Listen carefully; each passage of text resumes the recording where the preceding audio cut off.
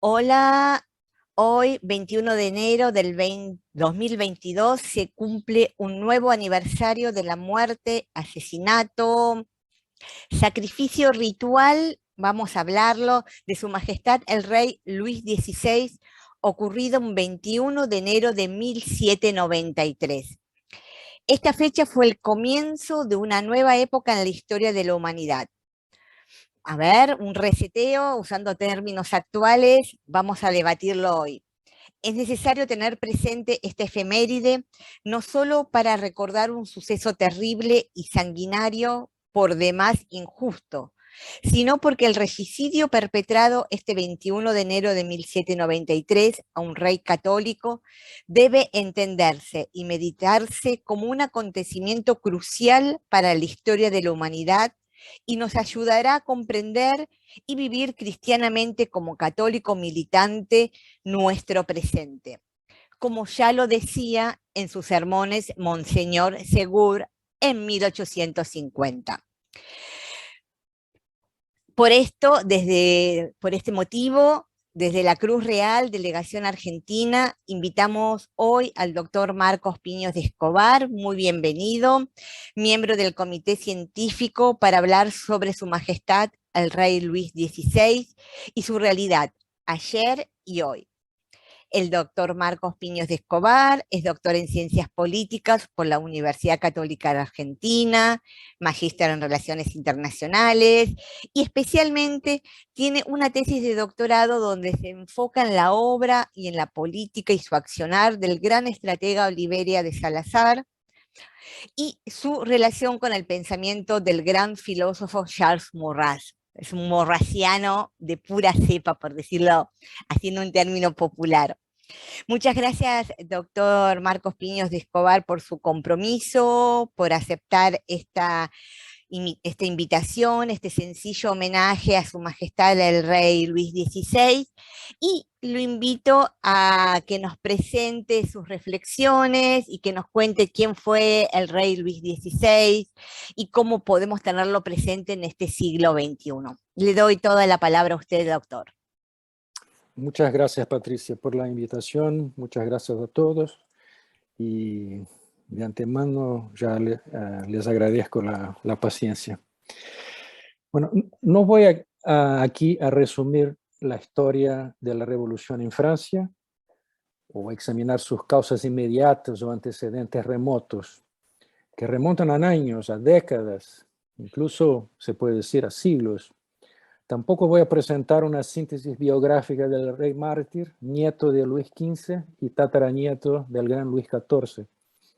Me gustaría simplemente decir algunas palabras sobre la personalidad del rey, el tiempo que le tocó vivir, sus últimos momentos en esta tierra y, por supuesto, decir algo sobre la revolución. Luis XVI fue un buen hombre de fe, buen marido, buen padre.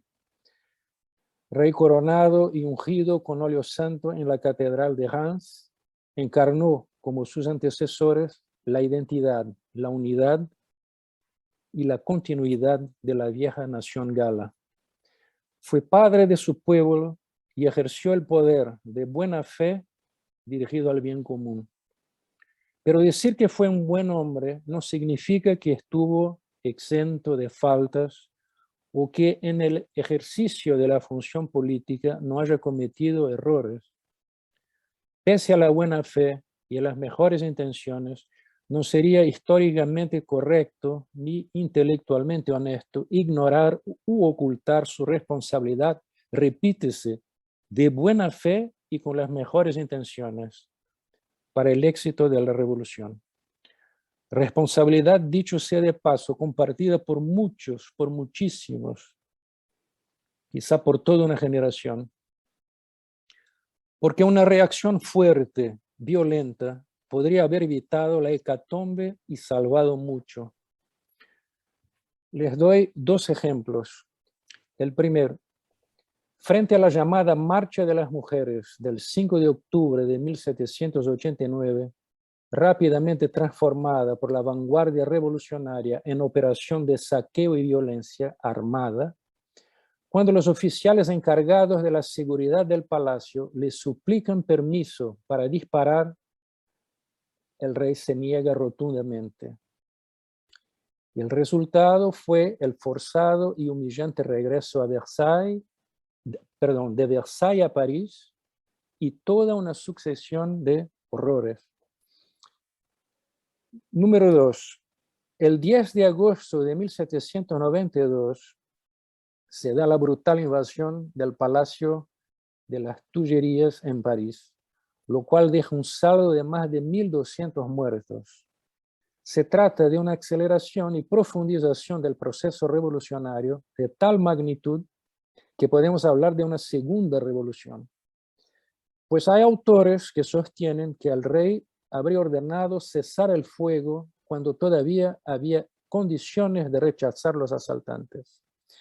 No parece descabellada la conjetura, ya que el monarca en tantas ocasiones, por bondad, se mostró refractario al uso de la fuerza, contra la fuerza. Pero hubo cuestiones de fundamental importancia en las cuales Luis XVI actuó magistralmente. Señalemos 3. Es él quien lleva a cabo contra la pérfida Inglaterra la revancha por la Guerra de los 7 años.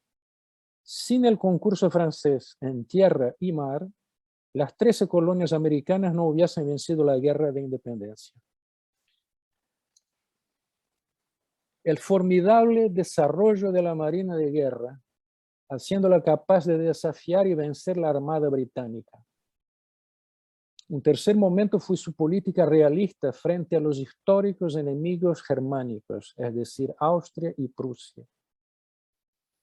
Aquí están 3 ejemplos de inteligencia, de talento y de voluntad. ¿A qué se debe entonces su debilidad e inoperancia frente al accionar de las facciones y al proceso revolucionario? No se puede comprender tal postura sin tener muy clara la mentalidad de la época, o mejor, el error de base, fruto de una lenta subversión de los espíritus, una suerte de revolución cultural gramsciana avant la lettre, anticipadamente. Luis XVI fue hijo de su época y su víctima. Como hijo de su época, compartió en alguna medida las ideas del tiempo, ideas que venían circulando discretamente desde finales del siglo XVII. Ideas que mezclaban lo tradicional y lo novedoso. Carácter bondadoso y no conflictivo, no se sentía muy cómodo con la necesidad imperiosa de la espada y del cetro.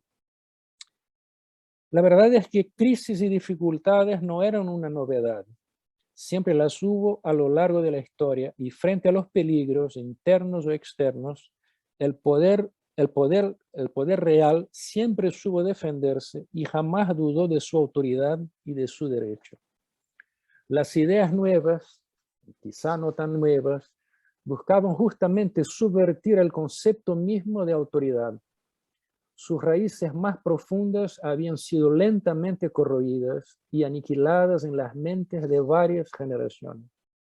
En los salones, en libros y en el teatro se criticaba todo: el gobierno, los impuestos, las guerras, las alianzas diplomáticas, todo. Había que reformar, introducir novedades, pensar distinto, con Voltaire y Rousseau, por supuesto. En pleno clima de utopías ilustradas y veleidades de cambio, de cuestionamiento del principio de autoridad, de subversión revolucionaria, a lo cual se agrega una crisis financiera importante, pese a la prosperidad de los negocios y de la burguesía, el rey insistía en conciliar tradición y reformas y toma 2 decisiones fundamentales a contramano de sus antecesores Luis XV y Luis XIV, y que resultaron, infelizmente, absolutamente fatídicas, que fueron la restauración de los parlamentos en 1774 que eran la principal oposición al poder real y que tantas veces bloqueó la acción gubernativa, y la convocación después de 175 años de los Estados Generales, el 5 de mayo de 1789. La revolución estalla 15 años después de la restauración parlamentaria, es decir, estalla con la reunión de los Estados Generales, o sea, en el mismo momento. Los dados estaban tirados, buenas intenciones, funestas consecuencias. Hechas estas precisiones, recordemos piadosamente el último día de Luis XVI, cuya brutal ejecución es el acta de nacimiento de la República. República, como sabemos, genocida. A las 5 horas de la mañana del fatídico 21 de enero de 1793, el valet de cámara despierta al rey según sus instrucciones. Lo viste y lo peina. En ayunas, de las 6 a las 7, Luis XVI se confiesa con el abad irlandés Edgeworth de Firmont, mandado llamar por el rey y, obviamente, no asermentado, no funcionario del régimen. A las 7:45 llega la delegación municipal conducida por el comandante de la Guardia Nacional de París, acompañado de 20 soldados. El rey se arrodilla para recibir la bendición del abad. Es la hora de partir. En el carruaje que lo conduce a la Plaza de la Revolución, antigua Plaza Luis XV, el condenado, acompañado por 2 gendarmes, o mejor, vigilado por 2 gendarmes, y acompañado por el sacerdote, reza las oraciones por los agonizantes. El traslado con 100 gendarmes a caballo adelante y 100 guardias a caballo atrás es lento y toma 2 horas. Hay nieve y hielo en las calles y el silencio se podía cortar con un cuchillo. A las 10 horas el carruaje llega a su destino. La plaza está colmada. 80.000 soldados, cañones y muchedumbre. La guillotina está armada donde antes estuvo ubicada la estatua ecuestre de Luis XV. Una humillación más para la persona del rey. Verse manoseado y desvestido en público por la canalla revolucionaria, además de ser maniatado y tener el pelo cortado. Luis XVI sube al patíbulo y es atado a la plancha por 3 verdugos. Es entonces cuando grita a pleno pulmón: franceses, muero inocente, y desde el patíbulo y cerca de comparecer ante Dios, que así les hablo, perdono a mis enemigos y ruego a Dios que mi sangre que van a derramar no caiga sobre Francia. Y un tremendo redoble de tambores hace desaparecer la voz del rey. Y en un breve instante, antes de caer el hacha de la democracia sobre su cuello, Luis XVI levanta los ojos y el abad de Firmont le dice: hijo de San Luis, asciende al cielo. Se escuchan vivas a la libertad y a la nación. Los gorros frigios son colocados en las puntas de pique y bayoneta, mientras el verdugo exhibe la cabeza del rey martirizado. Se produce un frenesí macabro alrededor de la sangre real desparramada a chorros. Soldados cercanos al patíbulo mojan en ella sus sables y bayonetas. El populacho corre a recogerla con pañuelos y funcionarios municipales subastan trozos de pelo y de vestimenta del rey cubiertos con su sangre. Ciertamente, souvenirs de una jornada memorable. Gran fiesta republicana y democrática.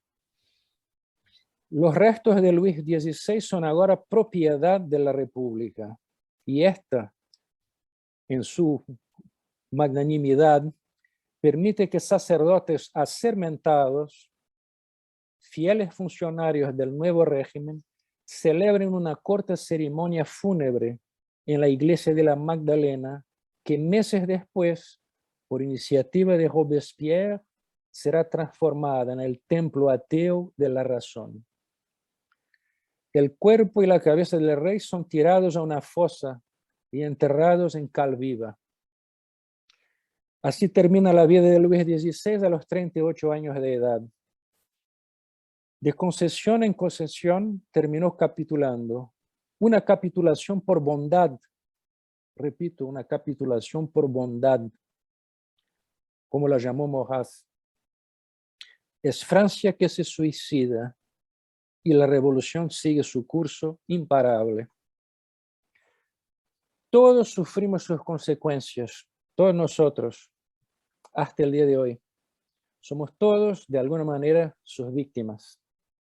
A cada concesión del rey, el atrevimiento revolucionario redoblaba la apuesta, atropellando los moderados, entre comillas, idiotas útiles, aplastando todo en su odio al altar y al trono. Había que destruir todo, diseñar un hombre nuevo en una sociedad nueva. La convención y el terror, este sí, auténticamente de Estado y genocida, solo confirman la lógica del vorágine revolucionario. No fue necesario esperar por la estrategia leninista de las tijeras o del 2 pasos adelante, 1 paso atrás de Mao Zedong. La revolución con mayúscula es un fenómeno único, el cual adopta diferentes formas según el tiempo, el lugar, la idiosincrasia de los pueblos, las condiciones de la sociedad en las cuales se instala. Luis XVI quiso renovar en la continuidad, una suerte de cuadratura del círculo. Después del terror y de la anarquía vino Napoleón y el intento de ordenar el desorden con algunos, no todos, de los principios del desorden. Otra vez, aunque en clave distinta, se trató de cuadrar el círculo. Pero la subversión revolucionaria siguió su curso por el mundo en etapas fundamentales. 1848, 1917, 1918, 1945, 1974 y 75, cuando caen las últimas resistencias nacional católicas en la península ibérica. El terrorismo y la guerrilla de los 60 y 70, 1991, la estrecha colaboración del marxismo en lo cultural y del capitalismo salvaje en lo económico como paradigma de la transición para el siglo XXI. Nuestra época posmoderna, globalista y ferozmente anticristiana, apoteosis de la decadencia, de la perversión y de la destrucción del orden natural. En fin, el objetivo es claro, la abolición del hombre. Pero volvamos a 1789 y con eso termino. Luis XVI fue un hombre bueno que buscó genuinamente el bien de su pueblo. Vivió y murió cristianamente, católicamente. Frente a la injusticia y a la ignominia contra su persona, se ofreció en sacrificio con la esperanza de que su sangre aplacase la ira revolucionaria. En todo momento se portó con dignidad ejemplar, en total y confiada entrega a la voluntad de Dios, a su justicia y a su misericordia. Murió inocente, murió mártir. Elevemos una oración en su memoria. Muchas gracias. Muchas gracias, Marcos. Es una interesante reflexión. Podríamos hablar que estamos viviendo ese concepto del reseteo que se planteó en 1789.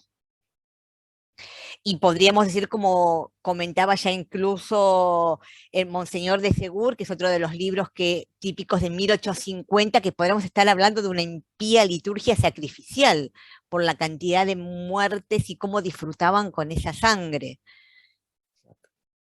Exacto, era absolutamente demencial. Como que se De abrió la Mestre, llave.